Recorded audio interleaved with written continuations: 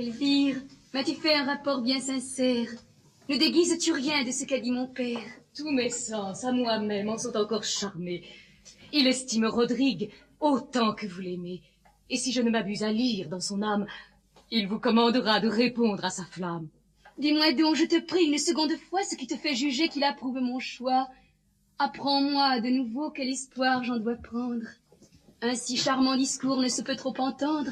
Tu ne peux trop promettre au feu de notre amour la douce liberté de se montrer au jour. Que t'a-t-il répondu sur la secrète brigue que font auprès de toi don Sanche et don Rodrigue?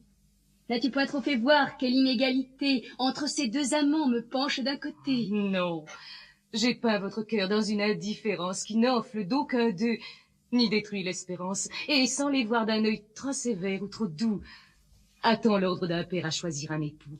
Ce respect la ravit. Sa bouche et son visage m'en ont donné sur leur indigne témoignage.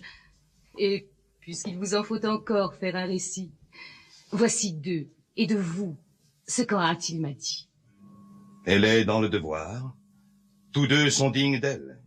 Tous deux formés d'un sang noble, vaillant, fidèle. Jeunes, mais qui font lire aisément dans leurs yeux l'éclatante vertu de leurs braves aïeux. Don Rodrigue, surtout, n'a trait en son visage qui d'un homme de cœur ne soit la haute image, et sort d'une maison si féconde en guerriers qu'ils y prennent naissance au milieu des lauriers. La valeur de son père en son temps, sans pareil, tant qu'a duré sa force, a passé pour merveille. Ses rides sur son front ont gravé ses exploits, et nous disent encore ce qu'il fut autrefois. Je me promets du fils ce que j'ai vu du père, et ma fille, en un mot, peut l'aimer et me plaire. Il allait au conseil dont l'heure qui pressait a tranché ce discours qu'à peine il commençait. Mais à ce peu de mots, je crois que sa pensée, entre vos deux amants, n'est pas fort balancée. Le roi doit à son fils élire un gouverneur, et c'est lui que regarde un tel degré d'honneur. Ce choix n'est pas douteux, et sa rare vaillance ne peut souffrir qu'on craigne aucune concurrence. Comme ses hauts exploits le rendent sans égal, dans un espoir si juste, il sera sans rival.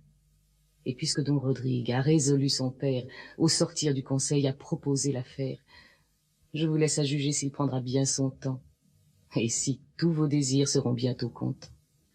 Il semble toutefois que mon âme troublée refuse cette joie et s'en trouve accablée. Un moment donne au sort des visages divers, et dans ce grand bonheur je crains un grand revers. Vous verrez cette crainte heureusement déçue. Allons, quoi qu'il en soit, en attendre l'issue.